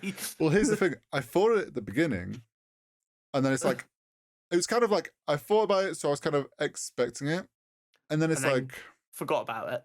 Sort of forgot about it, but then it's more so the heist is going on, and I think the first person to die is the ex-stormtrooper. On our team, yeah. Sorry, yeah, on our team. On enemy team, people die, is what it is. Yeah. I'm not going to lie, that dickhead having a heart attack. Well, that's funny. Do you know what? I enjoyed how they built it up as well, because you could see he was struggling. Yeah, he was helping. Like, that was just a really good way of building it. Yeah. And that they did it, and it was like an unexpected, like, oh, this is a wrench in the plan because you weren't expecting someone to have a heart attack on you, sort of thing. But yeah, the first guy on our team to die is the ex-stormtrooper, is what we discover he was. Yes. Because he's running across and he gets shot. Yeah. When that happened, I was like, oh, there we go. There's the character that's going to die this episode. I thought that was it. I thought that was all that was going to happen. I thought the rest of the characters are going to make it further through the series. I was so upset when I forget his name, the proper devout rebellion kid. The young lad. When he got crushed, I was like, oh no. Actually, I was about to say, you know me. When I'm watching stuff, I'm definitely silent. Unless it's a comedy, I'm in. When Cassian made the decision to go to the doctor, I audibly sat here in my room like, yes, Cassian! Like that. Like, proper like fist pump, like, yes, you go, make them good decisions. Yeah, so the whole like they built the intensity, and it's like when everything started going wrong, which then just elevated the intensity more, because it's like, oh shit, plan's out the window now. We need to get the fuck out of here. And we're fighting our way out. This isn't going smoothly anymore, which you kind of expect to happen. It's like there was something was going to go wrong. Don't get me wrong. in all fairness, I think the episode would have still been massively entertaining if it had gone off smoothly, Yes. which is impressive in and of itself. But The the slight fact that it went off the rails is kind of the whole point. I like the way that they did it though. It was like there was the one guard who from the get-go when they got in there looked shit like he was gonna try and pull something, the bigger one. So we were like, Mhm. we were already aware of him, and then when it started, we'd been set up with the guy in the tower up top Mhm. on the radio. When stuff started not working Sorry, do for you him, recognise that actor, by the way? not off. I can't even picture him now, so no. Did you watch Marvel Agents Shield? Some of season 1, Okay, so you wouldn't have met Hunter then, would you? don't think so. Okay, so he played Hunter Oh, okay. in Marvel Agents. So when I saw him, I was like, "What the fuck is Hunter doing, being a fascist?" What's he doing helping the Imperial? Yeah, like that is. If anything, Hunter would actively be a rebel. What is this bullshit? But the way they like slipped in, like, oh, the radio is passing through, you like, oh, this shit's about to go wrong. Just instead of going from 1 to 100, they went 1, 2, 3. They built it up beautifully and smoothly. It was What? I'm trying to remember how everyone ended up.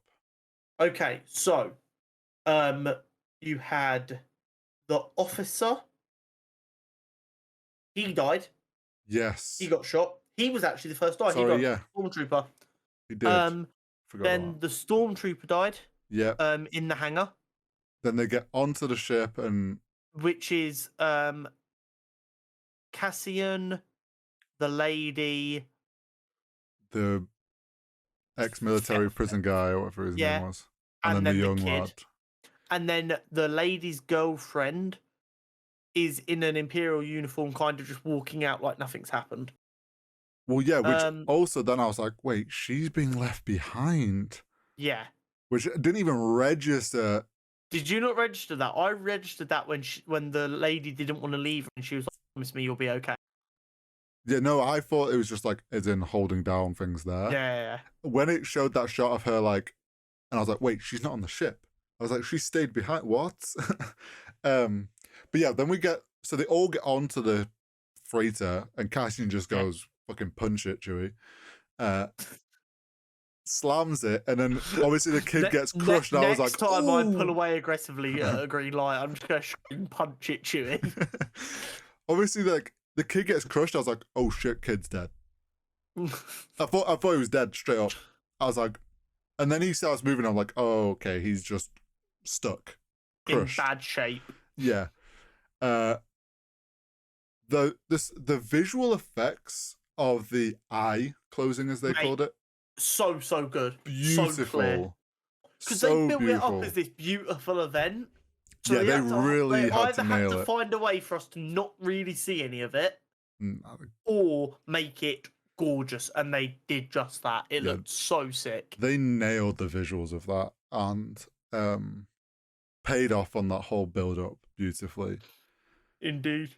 We got some TIE fighter action, which was fun to see. Love a bit of TIE fighter action.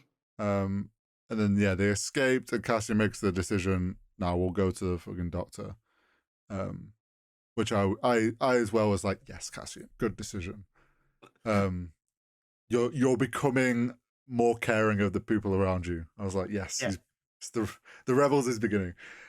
What I wasn't expecting. So at this point, we've lost 2 people. I thought we'd only lose 1. We've lost 2 already, and one is in a really bad way. So we get to see some Dr. Forearm, I'm pretty sure he was called, or Quad Arm. I think he was called Dr. Quad Arm, was his actual name in the subtitles. And I thought, oh yeah, classic. Great naming scheme there. We've got an alien with 4 arms who's a doctor.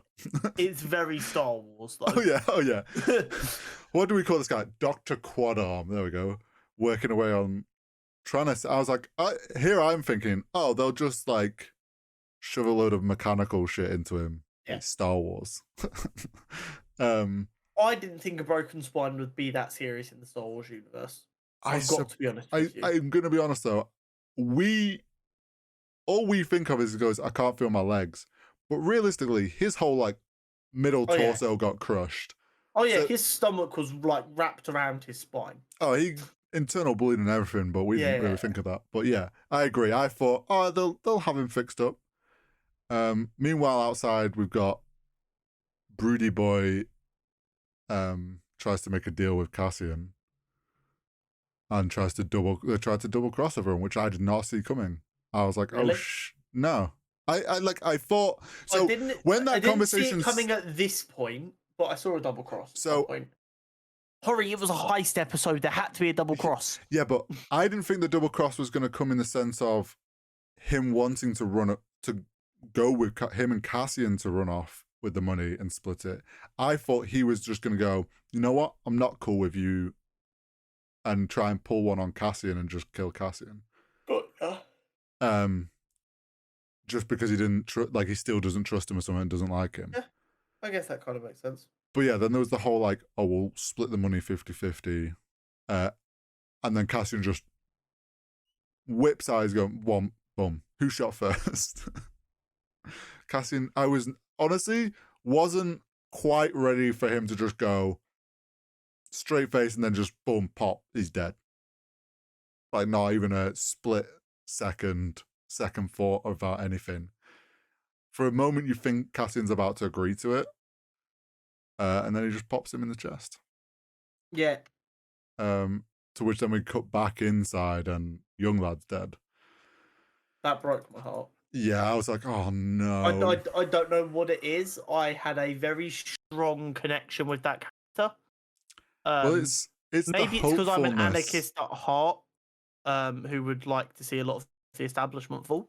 Well, it's also, I think, the way they set up that group of characters, like you got a load of everyone's got their kind of reason. Then you've got the young kid who's very like hopeful and believes in the they can make the universe better. Yeah, and it's like, well, he's not going to put himself in harm's way. But then, yeah, you're like, oh, he didn't deserve to go. And he actively saved Cassian's life as well. Yeah. So like Heist had some had some things, but then it seemingly kind of went off somewhat without hitch. Like they got away with the money, and you think, okay, but then like everyone died. Everyone died, and everything kind of went wrong. But that leaves me wondering where we go next here. Well, I think so. Cassian wanted to take the ship and his share of the money and dip. Fair enough. We then cut to the Senate. We saw the Senate for the first time since live action, since the prequels. Sequels? Prequels. Which was very cool. Senate. Yeah, it was very cool to see this. I was like, can we spot any E.T. looking aliens again? You know what I did enjoy? Oh, go on. So she's clearly talking about like the Some equivalent of human rights. Yeah, and some like general issue with a planet or something. And what you notice is half of the seats are empty. Yeah. Because, politicians sometimes don't turn up for conversations that don't involve their own wages. Yeah. And then you had a bunch of people not paying attention, as obviously the news of what had happened on this planet was running around. Yeah. But I did very much enjoy that. I would have liked to have seen her like reaction though, because obviously she knew this was the plan. Well, she read you see her read the tablet, don't you? Yeah, but you don't get to see like any kind of reaction. I think you kind of get you get a bit of a reaction if she was reading it and she realizes, like, you can see on her face that she realizes what she's reading about what's just happened. And then it cuts to our friend in his antique shop. Luthen. To which his customer asks about, obviously also reading the breaking news, and then asks, and he goes in the back and has a bit of a celebration. Which I'm pretty sure if you were a customer, you'd probably hear him. Yes, yeah. I was like, there is a window there, and like, there's no soundproofing. I don't remember a door opening and closing, but you never know. A plot is plot. But yeah, to Luthen, he hears that and he just thinks they did it. He hasn't got a clue about what went wrong. He doesn't know how horrifically wrong it went. So I think for next episode, we're gonna obviously get Luthen meeting up with the girl. Yeah. To then obviously get probably the rundown on what's gone wrong. And then I think he's gonna go find Cassian again. Quite possibly. Because he's like, he believes Cassian is a important person and he can be a big help to them. So I think he's obviously gonna try and find Cassian again and persuade him and be like, look, that, or Cassian's gonna spend the time reading the little, like, the original Rebel manifesto that he got in the little book, read some of that, and it's going to change his opinion on things, and he's going to come back, maybe. Or he's going to return back to his planet to go see his friends, pay off his debts, because he's now got a fat chunk of money. All those favors that he said he'd pay people back with, maybe he'll go feel like he needs to do that. We also need to get more from that Corpo's story. Yes, there's also so next episode might focus a bit more heavily on what he's going to be doing now. Yeah, his new job offer, whatever that may look like.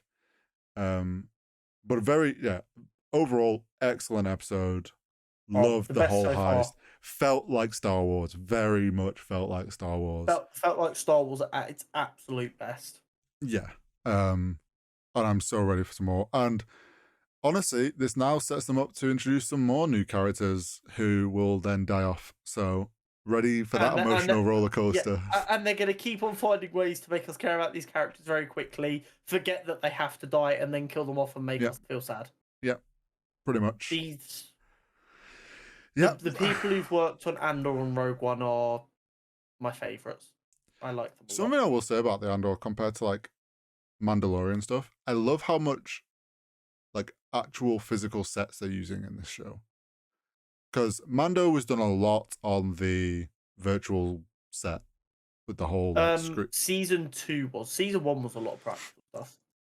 No, season 1, like from the get-go, season 1 did a lot on the screen. That's where it was built for. I thought season 1 still used a lot of practical stuff. Season 1 used some practical sets, but it used, like, that's where the whole screen thing started. I think they lent more into it more in season 2 once they knew it worked well.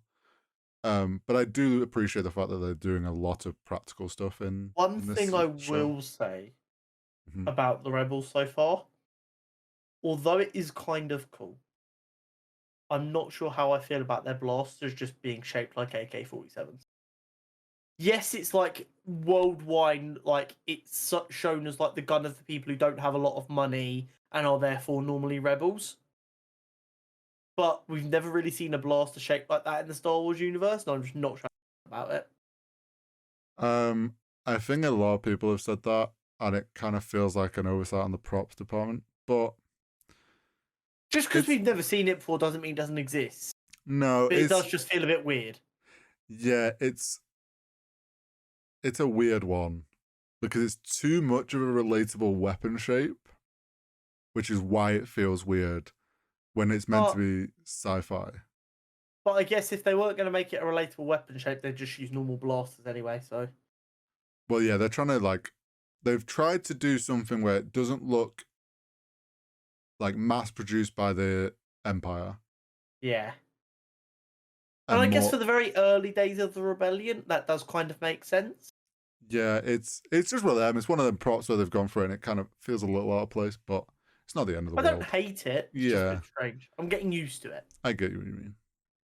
And that brings us on to something very different. Yes. So we said last week that Marvel might be abandoning the TV show for Plus. We did. And instead they might be moving to just specials. Mm-hmm. And we got an idea of what these specials might look like last Friday. We got our first special. With Werewolf by Night.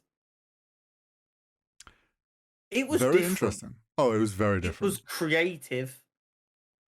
And whether you like the special or not, I think we need to appreciate the fact that Marvel are trying things. Yeah, and I think we talked about it a little bit when it first was teased with the trailer. I think it was at San Diego Comic-Con, right? I was like, we were like, oh, this being black and white, this feels very like, in a way, old school horror. Yeah, like classic film horror, black and white, sort of like that vibe. which made it feel like a very not in a bad way, but like a very artsy sort of like creative piece rather than like typical MCU film. Yeah. Well, in a world where every single person has access to filming video essentially in full color, to make a conscious decision to limit yourself to black and white, is an art decision, which is why I think it inherently felt so artsy. Yeah, and also the fact that they very much lent into old school horror style and those like classic black and white horrors that we know of, and played that into things. So it was very conscious that they were going for a certain style with this special, and I appreciate it. Like, it's very much far away from the typical MCU, but I enjoyed having something completely new and like visual style wise. I do have to say, the entire special felt like, you know, the meme from, I think it's Wreck-It Ralph. It's like, just because you're a bad guy doesn't mean you're a bad guy. Yeah. It kind of it had that kind of feel, which I don't hate. I do think historically there are some issues with the way monsters have been portrayed and the fact that they've taken on characteristics at different times of marginalized groups. Yeah. So to then show that just because you have a monster doesn't mean you are a monster. I think it's a kind of an important message. I don't know. Maybe it's one of the things where I'm looking at it too deep. But I've just got to say, because it did make me laugh.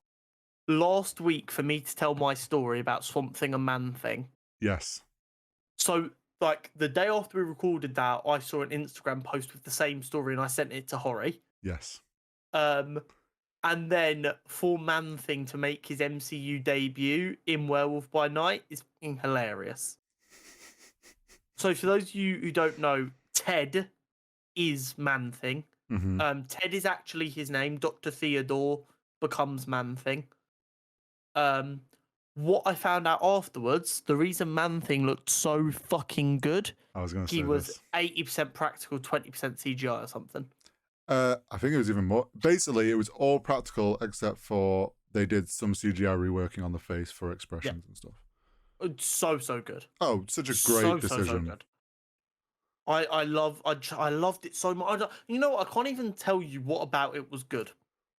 And I don't mean that in like a good way or a bad way, but I can't sit here and go, that right there is why I enjoyed it. I just sat there, I consumed it, and I was like, you know what? That was fun. It was nice. It was different. Yes. Thank you. I think the reason Man Thing felt so good was, one, it was pretty much practical. So there was no like issue of like Uncanny Valley trying to do stuff with CGI and then noticing it's out of place. But then the bits of stuff they did with CGI for expression and really sold the character and the interaction with the character made him way more enjoyable to watch, because you got to see that kind of like emotional interaction that then drew you into his character.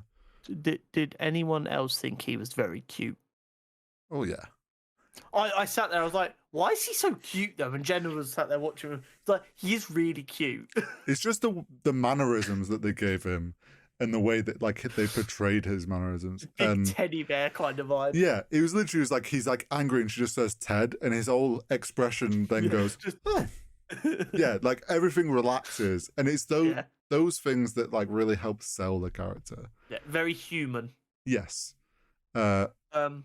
I loved, by the way, the decision to have the Bloodstone be the only thing that had colour, as well as Man Thing's eyes. Creative decision too. That was very much very, very well done. Yeah, because it makes it like hold more power and weight to the object.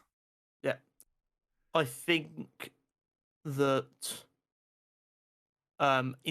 in places, for me personally, the black and white did cause it to be a bit dark at times. Yeah. Unfortunately. It happens. Yeah. I think they did a very good job of limiting how often that happened. But there was still a couple of times it happened. I'm, I think, one of the nitpickiest people I know for like my brightness of shows and stuff. I don't know why it's one of these things that I really struggle to look past. you'd have hated House of Dragons the other week. Oh, yeah, I heard. Slight just detail, but I watched it in the Also dark. on a tangent.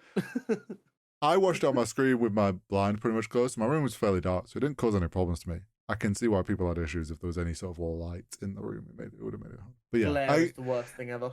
It's one of those issues where, in the right setting, perfectly fine those scenes, but in a general like living room, bedroom on your TV, where it's not like cinema all dark, like you can run into those issues where like scenes look too dark. Yeah, but for the most part, bearing in mind black and white does exacerbate them issues. Mm-hmm. I think they did a very good job. Yeah, I agree. I also think the kind of supernatural world they were exploring in this Mm-hmm. is a good sign for what we can expect from Blade and Ghost Rider when we do eventually get them. Yeah. I know the Blade production is having issues, which we'll talk about in a minute, but if they can get this part of the world right, and don't get me wrong, it won't be in this style every time. No. But the fact that they're showing they're understanding these characters and understanding they have to be a bit more, or sorry, just not a bit more, just different with them and with how they handle them. Mm-hmm. I think is a good sign, and it is always a good sign when Marvel, who's pumping out as much content as they are willing to try new things. Yeah, no, I agree. The fact and that I'm so down for more of these stylized specials. Yeah, same. If they want to start doing these specials for Disney Plus, I'm all for them being kind of like still linked to the world, but they're more standalone and more relaxed on how they are off the wall characters, really creative. Yeah. Yes, we know that these characters could be used later on, but what happens here ain't that deep. Yeah, exactly. Yeah, and I actually quite liked how it then ended with it all turning to color. Yeah, very, very cool. And then finding out that she had a red jacket on the whole time really changed my perception of the entire thing as I'd seen it. Yeah. I'd assumed she was in a black leather jacket. Yeah, it's one of those things where I've seen some set photos and it's so weird then seeing it all in color because it's like it completely changes your understanding of everything you just looked at, like when you actually see it in color. Like it's a complete perspective shift. I also love the style they went for of Jack in werewolf form. Yeah, looked really good. It did. I enjoy werewolves not having snouts. I get you. Yeah. So them not having that, but still having that, it was. I just liked it. I liked the style.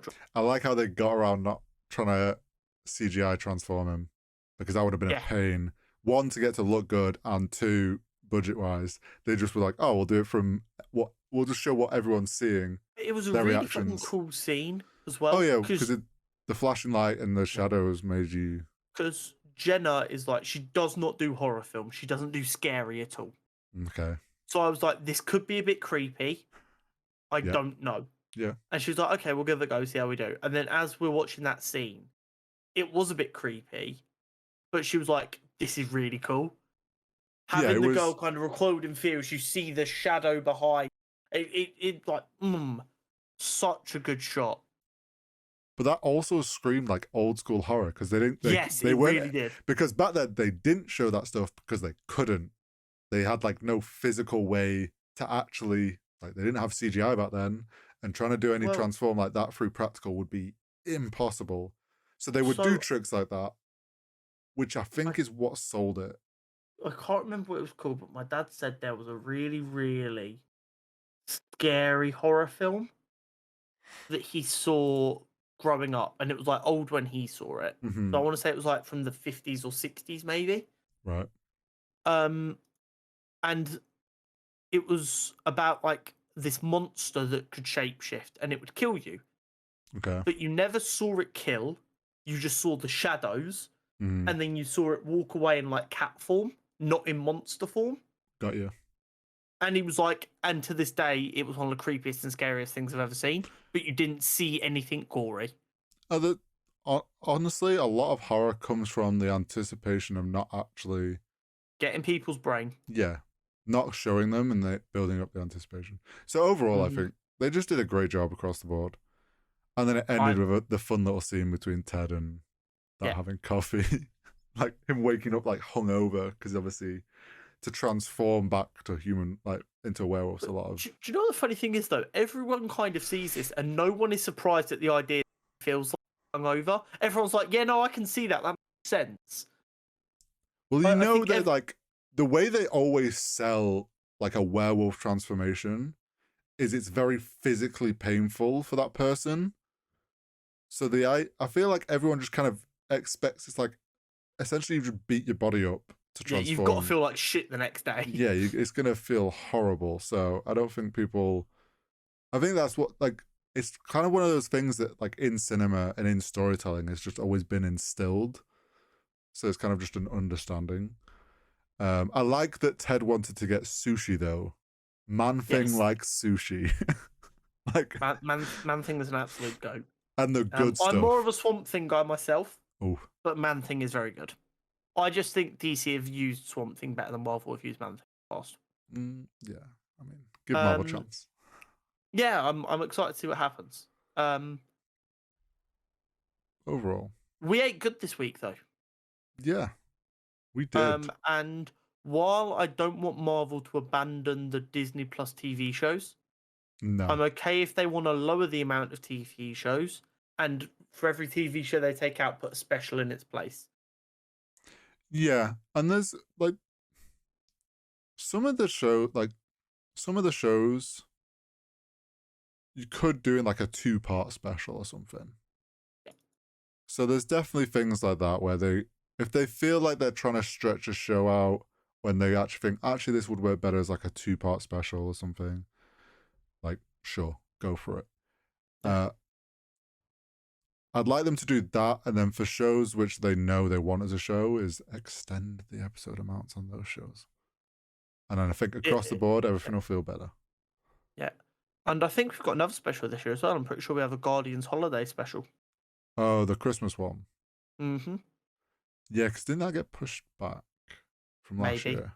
I think. But I'm pretty sure it's this holiday season at some point, so that should be fun.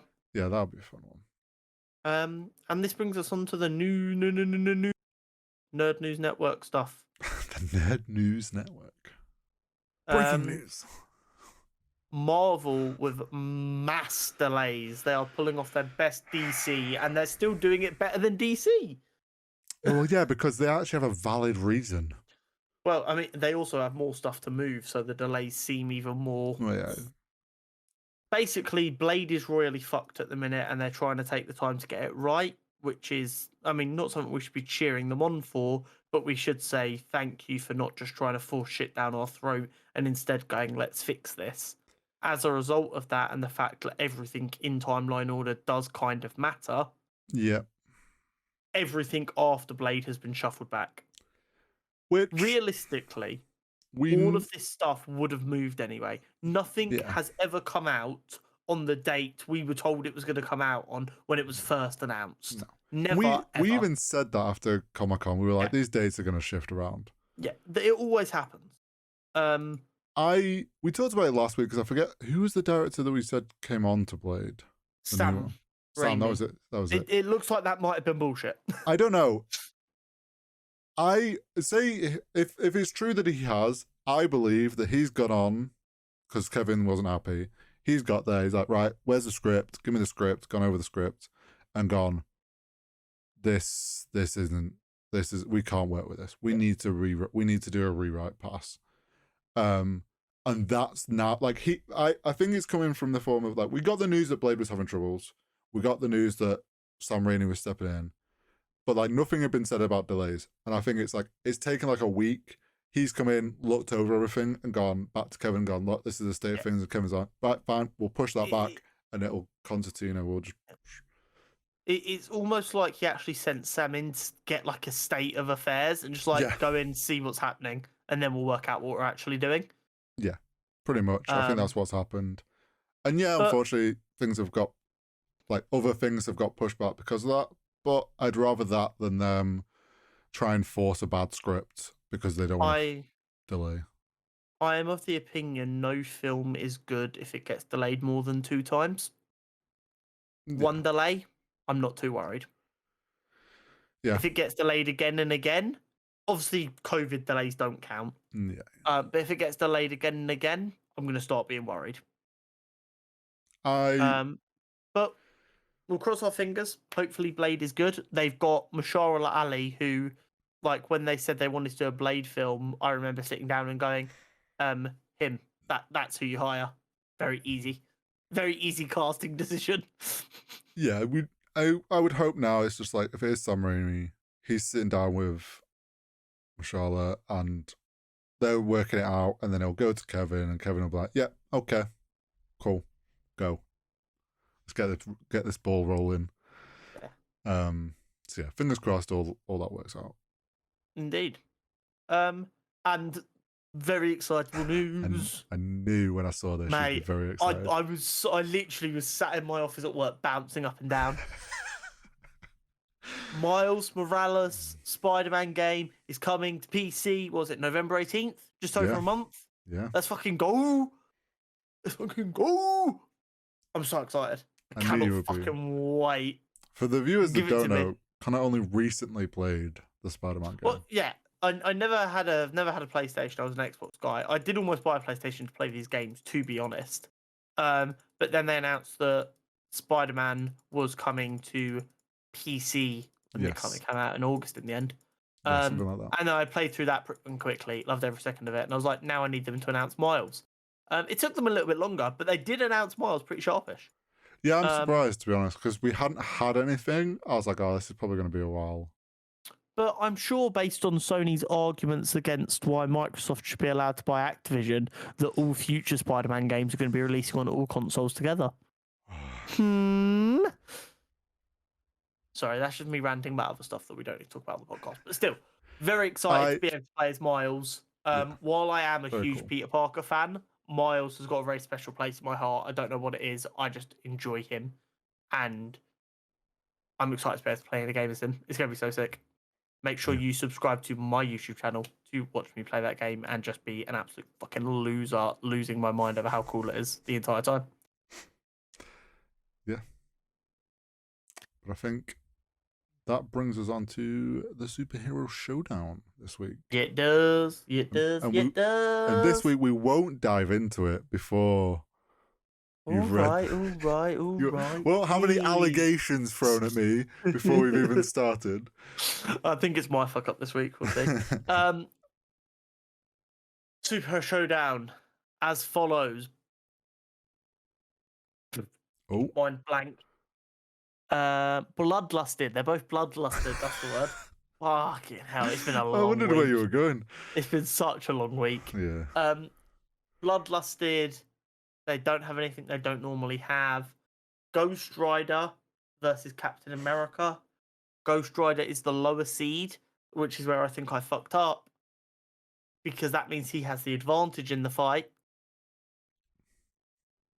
He's also like a cosmic-ish powered being, whereas Captain America is very strong and smart. But I still don't say my seeding was wrong.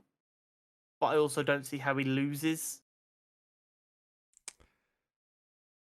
Yeah, so are we saying his advantage is he's got his bike? Because that's what... Wait, no. What did we do last time? Last time he didn't have an advantage. So we took his bike away. Yeah, that's what I'm... Yeah, so... As the advantage to the other person. So that means that base, he's got his bike. Yes. So what's his advantage on top of that? What does Ghost Rider get? I don't know what Ghost Rider can get on top of that.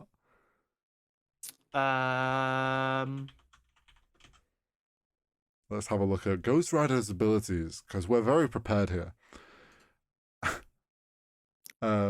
It's been a very long week. It has been a very long week. Paraphernalia. You should go whip a bong out. He has his mystic chain. a shotgun, pistol, knives, hellfire shotgun, motorcycle. I mean, I think we just go Cap doesn't have a shield. yeah. Not that him having a shield, I don't think would make a huge. I mean, it's made of vibranium, which is pretty strong. True. I think it'll be able to hold up against it. Because although I think all of his stuff is imbued when he's in Ghost Rider form, I don't think any of it's made of Uru metal. I think it's just like really like magical. Yeah, I don't know what his Mystic Chain's properties are, but while I'm going to sit with a dead straight face and say Captain America deserved to be the higher seed, I also don't understand how Ghost Rider doesn't win. yeah, me neither. Because like, do you see my issues here? Yes, I think I've seeded them based on general power and comic books and blah blah blah blah blah. But in the situations we put our fighters in, and with it just basically comes this down to pairing, strength, stamina, and health.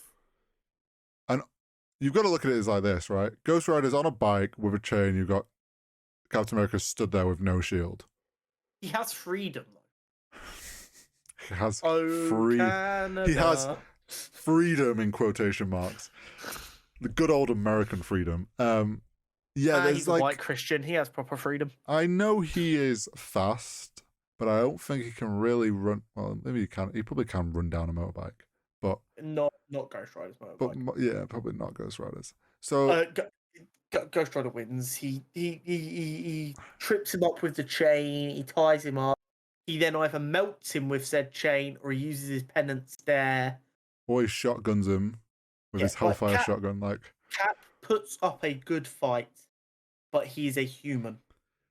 Yeah, I think, in my opinion, Cap could get him off the bike.